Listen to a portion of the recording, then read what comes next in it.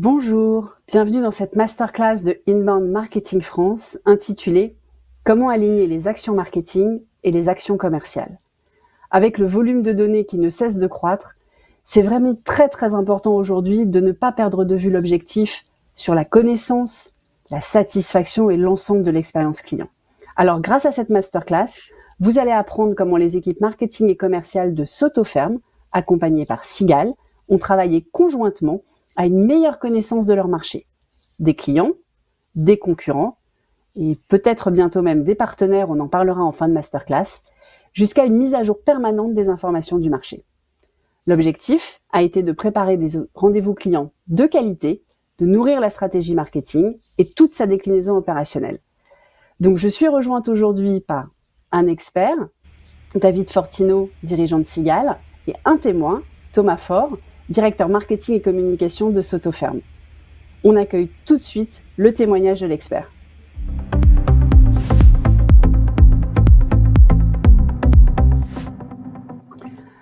Bonjour David. Bonjour.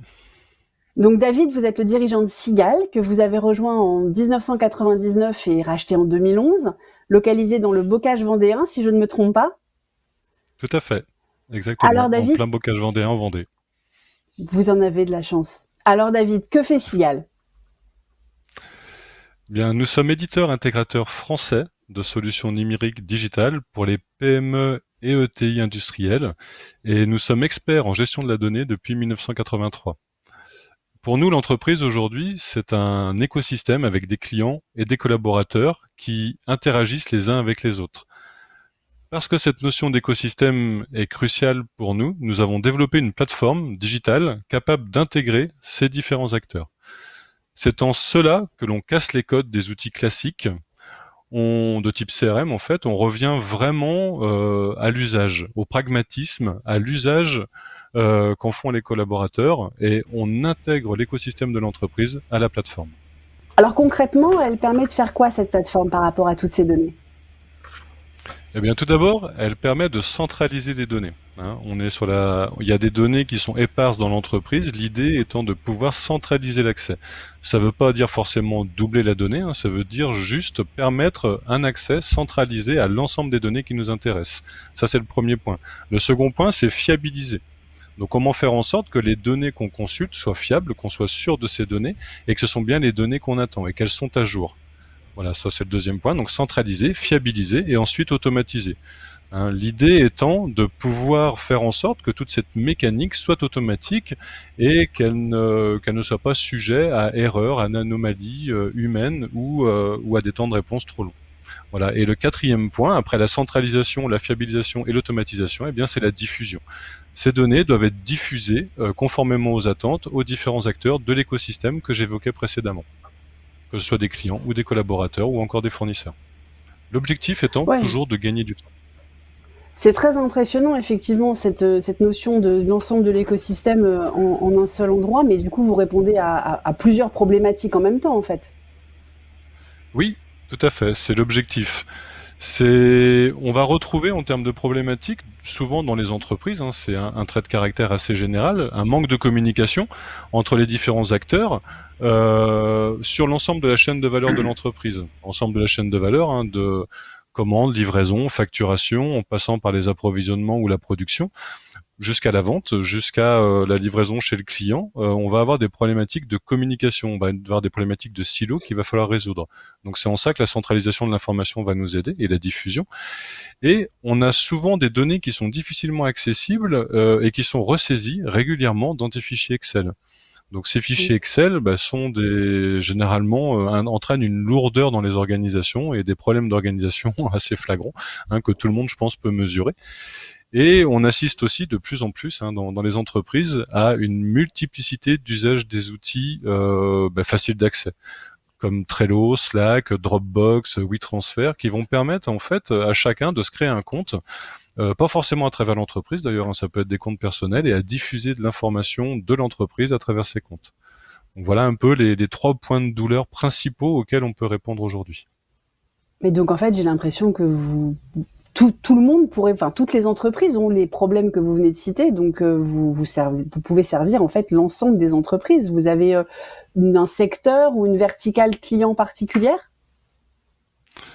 En fait, notre histoire nous a fait démarrer réellement avec des clients dans la menuiserie.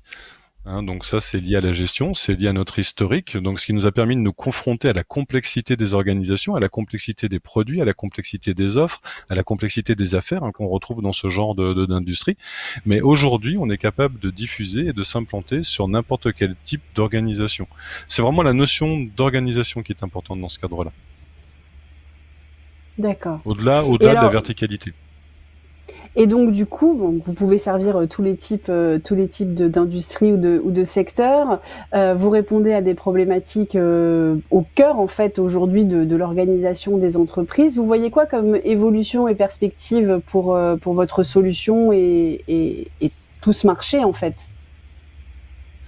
En fait, aujourd'hui, les évolutions vont extrêmement vite. On le voit à travers les différentes annonces de regroupement des grands acteurs du secteur, comme Google, comme Microsoft, avec des outils comme les Drive, les Teams et ainsi de suite.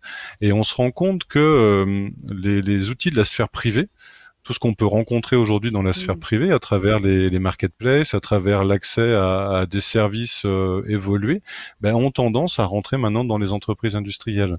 Et l'ensemble de ces outils arrivent un peu en mode dispersé en fait dans les entreprises, arrivent en mode non sécurisé. Donc on entend beaucoup parler d'intelligence artificielle dernièrement, et avant de parler d'intelligence artificielle, il va falloir améliorer, professionnaliser en fait tous ces outils qui arrivent du privé en fait, du privé, des consommateurs vers les entreprises. Il va falloir remettre la notion de sécurité des accès au centre de la démarche. Et ensuite, je pense qu'on va arriver sur de l'intelligence artificielle, ce qu'on appelle le deep learning, le machine learning, pour améliorer les processus et aider à mieux maîtriser les processus dans les entreprises. Toujours l'objectif en fait, c'est étant de gagner du temps dans cette démarche-là. Écoutez, c'est absolument passionnant. On va maintenant rentrer dans le vif du sujet avec un de vos clients qui a mis en œuvre cette solution qui est donc Thomas Fort. On accueille tout de suite Thomas.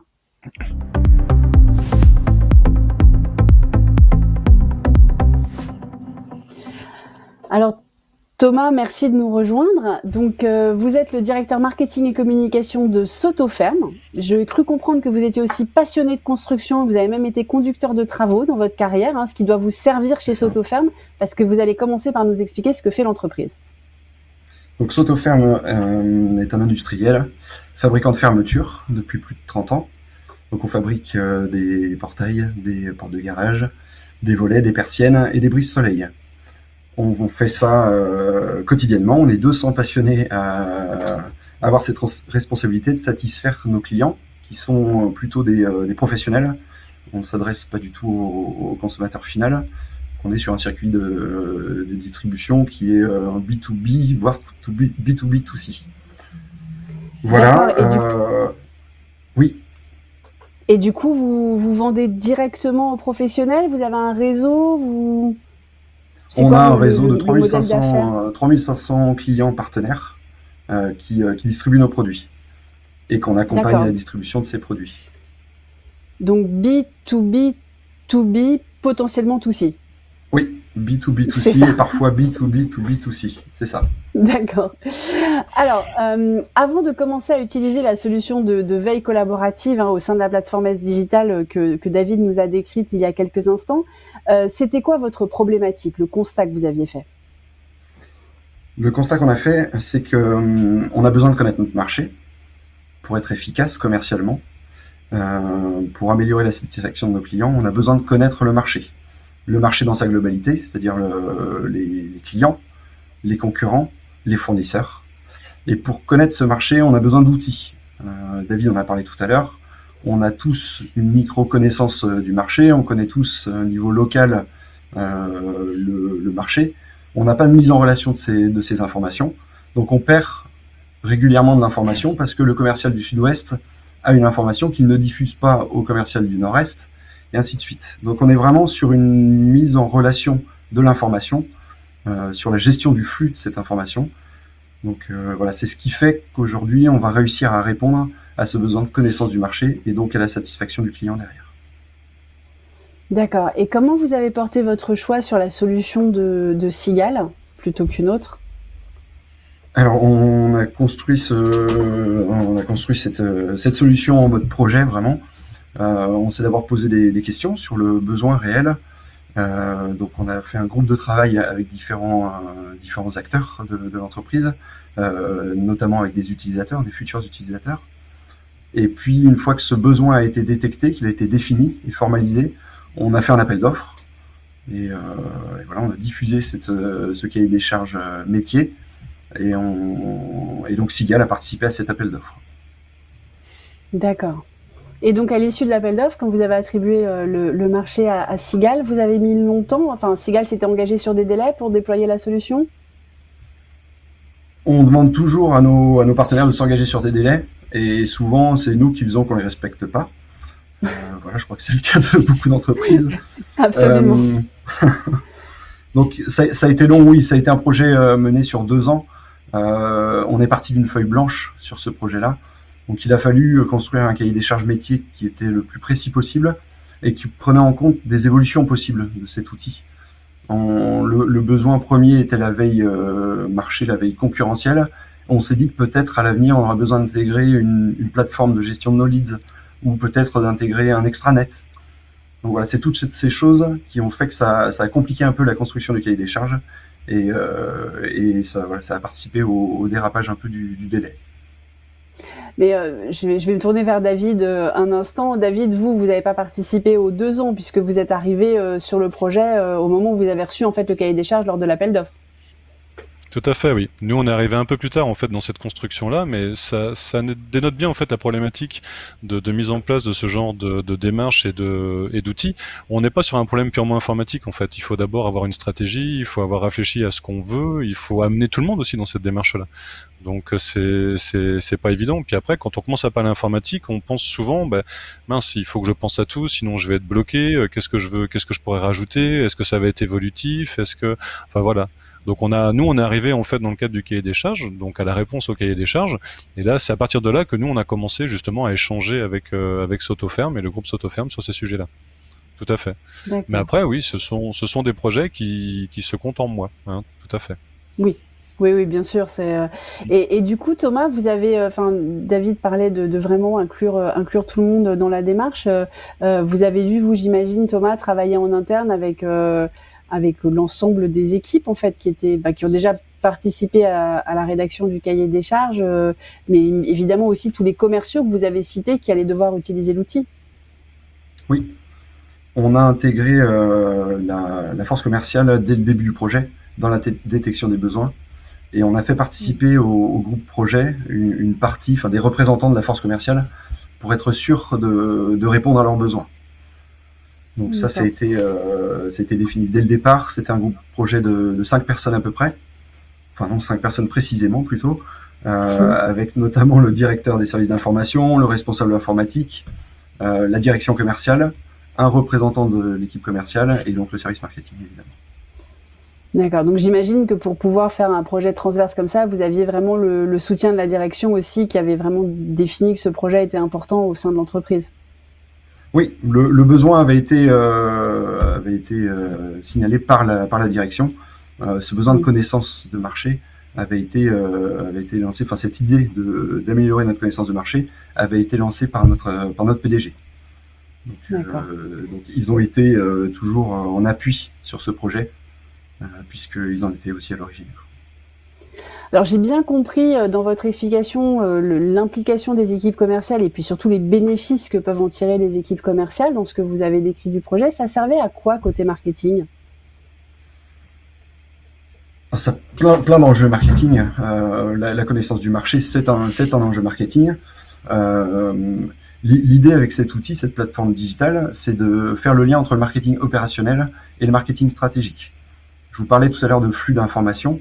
On est vraiment sur cette idée-là, de pouvoir faire circuler cette information depuis l'opérationnel, depuis le commercial sur son secteur, jusqu'aux réflexions stratégiques, donc au comité de direction.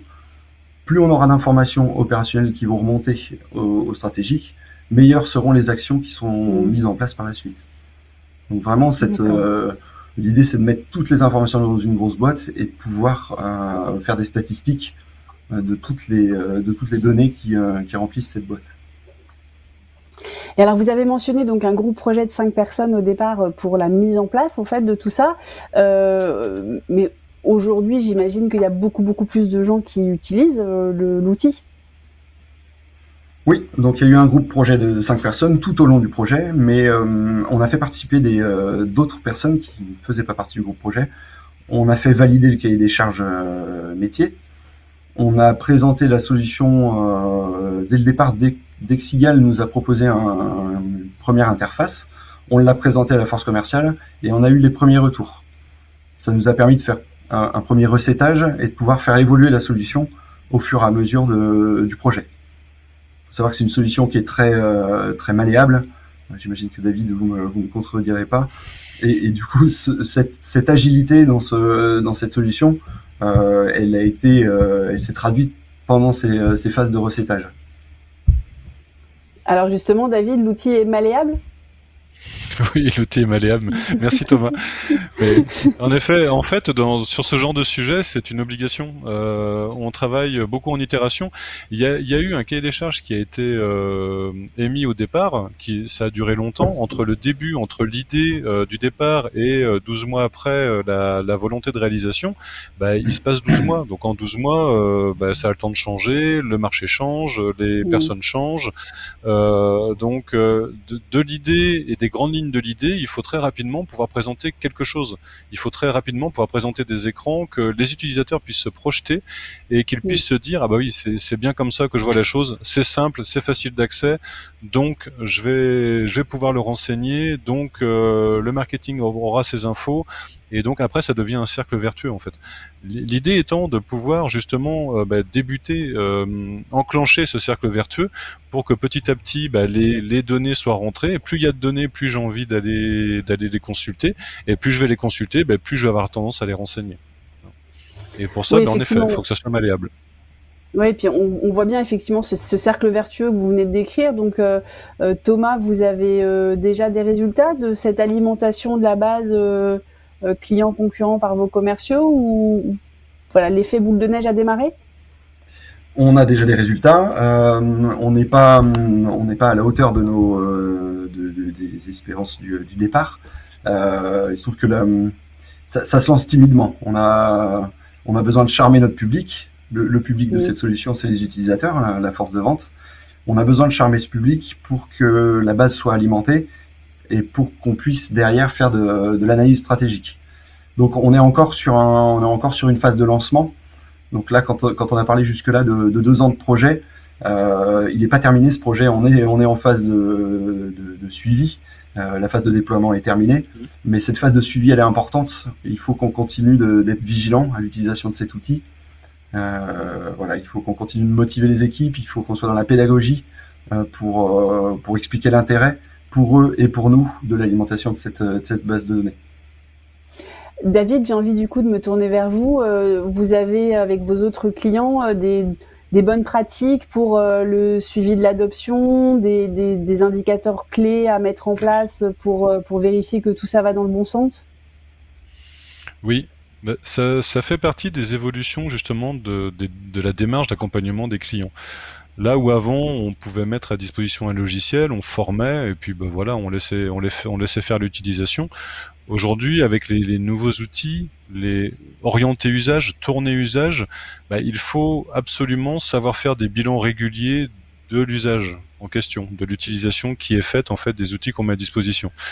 Je vais donner un exemple. Il suffit un commercial qui a l'habitude de remplir un formulaire se retrouve confronté à une nouvelle donnée à saisir, ne sait pas où la saisir, et donc plutôt que de demander une évolution du formulaire, va rouvrir une fiche Excel et va commencer à ressaisir en fait des données sous Excel.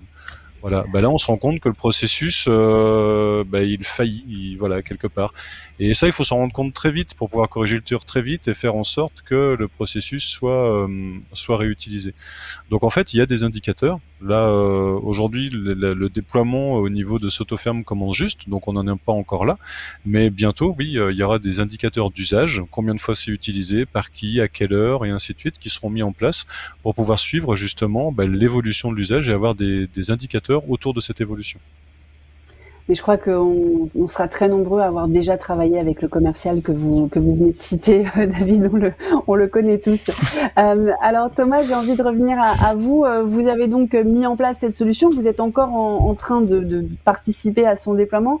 Si je suis sûre que dans les participants à cette masterclass, il y a des gens qui nous écoutent, qui réfléchissent à la mise en place d'un tel outil, vous leur donneriez quoi comme conseil ? Le principal conseil pour moi, ce serait de bien étudier le cahier des charges techniques. Pour moi, là, il y a un danger quand on fait participer des entreprises à un appel d'offres. On a un cahier des charges métier qui est défini, qui est vraiment notre liste de courses. C'est notre besoin tel qu'il est défini par les futurs utilisateurs. Au moment où on reçoit le cahier des charges techniques, il y a une traduction de ce cahier des charges métier en cahier des charges donc techniques. Et c'est là pour moi qu'on peut perdre un petit peu de la réponse du besoin réel. Donc pour moi, voilà, il faut être vigilant sur ce point-là. Ensuite, vous parliez tout à l'heure, David, de cercle vertueux de l'information. Pour moi, au moment du déploiement de la solution, on doit déjà avoir alimenté en partie l'outil pour ne pas effrayer l'utilisateur. C'est-à-dire qu'on doit déjà lui montrer l'intérêt de l'outil avec de l'information. Il ne faut pas qu'il se dise qu'il va être la seule personne à l'alimenter. Il faut qu'il comprenne tout de suite l'intérêt pour lui et pour les autres. Donc voilà, peut-être qu'on n'a pas été au top là-dessus. On aurait dû probablement alimenter un petit peu plus notre base avant de la présenter aux utilisateurs. Alors là, on a parlé du contenu de la base. Est-ce que vous avez des conseils ou des écueils à éviter sur le contenant, sur le graphisme, l'UX, ce genre de choses ? Oui. Effectivement, pour que ces projets digitaux soient des réussites, il faut que, d'un point de vue graphique, ce soit aussi une réussite. On sait qu'on a des utilisateurs qui ne sont pas toujours les plus à l'aise avec l'outil informatique. On se doit de prendre ça en compte et de faire des outils qui soient intuitifs, qui soient agréables, qui ne soient pas effrayants. On sait qu'il y a beaucoup d'informations. On parle de bases de données. Donc c'est des termes qui peuvent effrayer l'utilisateur. Donc le graphisme peut corriger tout ça, quoi. Et ce que j'ai en tête peut-être pour un futur projet, ce serait de faire comme sur un projet de site web, peut-être de faire des étapes de validation graphique pour être sûr de charmer l'utilisateur pour que le projet soit une réussite. Quoi. Et je vais à nouveau me tourner vers David. David, c'est quelque chose que vous voyez chez certains de vos autres clients aussi, cet attachement au graphisme pour encore plus être et dans la pédagogie et dans l'adoption ? Oui, de plus en plus. En fait, c'est ce que j'indiquais tout à l'heure, il y a de plus en plus d'outils de la sphère consommateur qui rentrent dans la sphère des entreprises, et ces outils-là charment les consommateurs déjà aujourd'hui. Voilà, quelqu'un qui de son canapé peut passer une commande, suivre la livraison de cette commande jusqu'au dépôt devant sa porte, il ne comprend pas forcément qu'il n'ait pas des outils aussi simples à sa disposition dans les industries ou dans les entreprises. Donc forcément, ça devient quelque chose d'important. Aujourd'hui, les managers n'ont pas envie de convaincre les utilisateurs que l'outil est le plus efficace. L'outil doit convaincre par lui-même. Et ça passe par l'esthétisme, ça c'est une chose, mais aussi par l'ergonomie. L'usage qu'on doit en faire, qu'on va en faire, doit être facilité. Mais là, en ça, je rejoins complètement Thomas. De plus en plus, on maquette, on présente, on montre, on corrige, on fait évoluer. Le diable se niche dans les détails. Donc une fois que les grands traits du processus sont tirés, on va dans ces détails. Et c'est vraiment important. Ouais, vous avez raison. Maintenant, les standards du marché, enfin, on reste tous des humains, qu'on soit dans l'entreprise ou chez soi. Et c'est vrai que maintenant, on a des habitudes d'usage sur les sites et sur les différents outils qui fait que, ben oui, il faut qu'on soit, qu'on retrouve nos repères qu'on a sur nos sites personnels en entreprise. Et je comprends que votre outil prend vraiment ça en compte. Alors, une dernière question, peut-être, Thomas, avant de clore cette masterclass. Est-ce que vous pensez que ce type de solution, enfin, fait avancer le métier ou fait revenir peut-être même le métier à ses fondamentaux cœur, puisqu'on parle de marketing et vous avez beaucoup insisté sur voilà, le marketing, le marché, la connaissance de son client. Pour moi, on revient à l'origine du marketing, quoi, la connaissance du marché au sens global. Voilà, on l'a peut-être perdu, on a perdu peut-être des bonnes habitudes quotidiennes de se renseigner sur le marché, sur le concurrent, sur le client final. Et je trouve ça très intéressant aujourd'hui de développer des outils digitaux qui nous font revenir à des méthodes qui sont plutôt anciennes finalement. Et je crois savoir que vous avez prévu, après les clients et les concurrents, d'élargir aussi l'outil à vos partenaires également. Oui, alors il y a deux choses, on a deux projets d'évolution de la solution digitale. Le premier projet, c'est d'élargir cette solution au niveau du groupe, donc voilà, de faire profiter notre connaissance du marché à d'autres sociétés du groupe. Ça, c'est la première évolution envisagée. Et puis la seconde, je l'ai oublié, excusez-moi. Les partenaires ? La seconde, les partenaires, oui, pardon. La seconde, voilà, on parle d'XRM. Ici, à Sotoferm, on parle d'XRM. On n'est pas seulement dans la relation avec nos clients, qui est plutôt une CRM, le fait de gérer la relation avec ses clients. Dans la notion de XRM, on gère la relation avec tous les partenaires de l'entreprise, donc que ce soit les clients, mais aussi les concurrents et les clients, les concurrents et puis les fournisseurs. Voilà, donc c'est vraiment une solution globale. L'ensemble des parties prenantes autour de l'entreprise. D'accord. Ok. C'est des choses que vous voyez souvent, David, des extensions comme ça de votre solution pour aller au-delà de juste la partie client ? Oui. Oui, de plus en plus, en fait, l'idée, c'est aussi les marchés qu'on trouve aujourd'hui qui, au-delà des clients, ont des apporteurs d'affaires, ont des architectes, ont des mairies parfois, hein, quand on travaille pour les collectivités, qui vont être partie prenante dans la démarche de gestion des contrats, de signature, d'appel d'offres et ainsi de suite. Donc de plus en plus, oui, on se rend compte qu'on va au-delà de la gestion des clients. On parle de contact, on parle de fournisseurs, on parle tout l'écosystème en fait peut être contributeur dans la démarche de connaissance du marché. C'est vraiment une tendance de fond qu'on retrouve aujourd'hui, tout à fait. Eh bien, merci beaucoup Thomas et David de ce témoignage passionnant sur la solution de Sigal. Et je vous rappelle que vous pouvez retrouver Sigal sur son stand virtuel juste à la fin de cette masterclass que j'espère vous avez apprécié. Merci encore et à bientôt. Merci à vous.